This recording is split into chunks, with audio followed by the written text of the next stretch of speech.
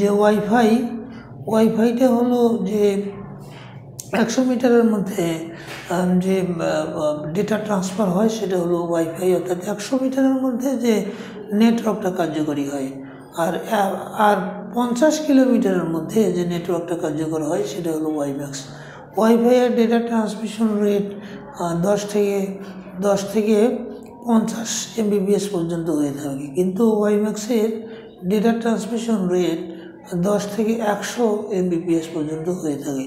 ওয়াইফাইয়ে ব্যবহার করা হয় হাফ ডুপ্লেক্স মোড, ওয়াইফাই ব্যবহার করা হয় ফুল ডুপ্লেক্স মোড, অর্থাৎ ওয়াইফাইটা সীমিত এরিয়ার মধ্যে ওয়াইফাইটা কাজ করে, কিন্তু ওয়াইম্যাক্সটা বিস্তীর্ণ এরিয়ার মধ্যে কাজ করে 50 কিলোমিটারের মধ্যে।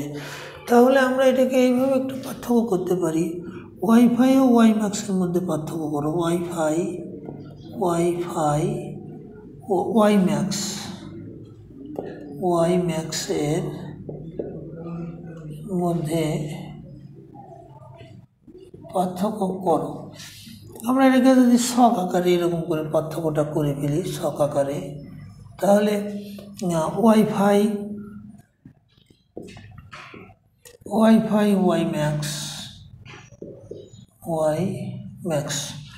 ওয়াইফাইটা আমরা সংজ্ঞা বাদেও যেগুলো করতে পারি যে 100 মিটার এরিয়ার মধ্যে 100 মিটার এরিয়ার মধ্যে কাজ করতে পারে বা কাজ করে। আর ওয়াইম্যাক্সটা 1 নম্বর, এটা 50 কিলোমিটার এরিয়া জুড়ে কাজ করতে পারে।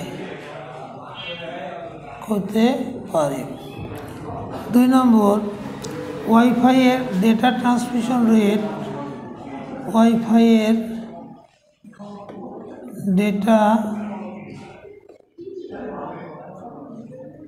ট্রান্সমিশন রেট 10 থেকে 50 MBPS, আর ওয়াইম্যাক্সের ডেটা ট্রান্সমিশন রেট 2 নম্বর, ওয়াইম্যাক্সের ডেটা ট্রান্সমিশন রেট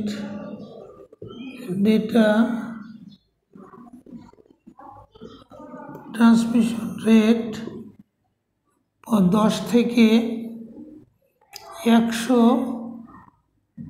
MBPS পর্যন্ত হয়ে থাকে। 3 নম্বর, ওয়াইফাইয়ে হাফ ডুপ্লেক্স মোড কাজ করে। হাফ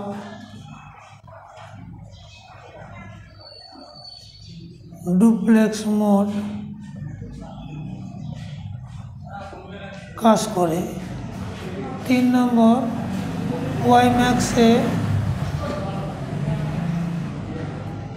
ওয়াইম্যাক্সে ফুল ডুপ্লেক্স মোড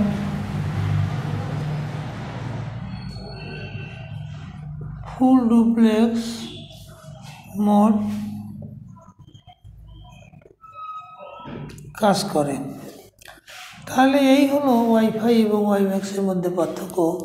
তোমরা এই পার্থক্যটা এইভাবে করে রাখবে। ওয়াইফাই এবং ওয়াইম্যাক্স ইন্টারনেট সংযোগ বা নেটওয়ার্ক কানেকশনের জন্য স্বল্প দূরত্বে বা বেশি দূরত্বে ডাটা ট্রান্সমিট করার জন্য খুবই জরুরি। আজ এই পর্যন্তই বন্ধুরা, ভালো থাকো, দেখা হবে পরবর্তী কোনো এক ক্লাসে।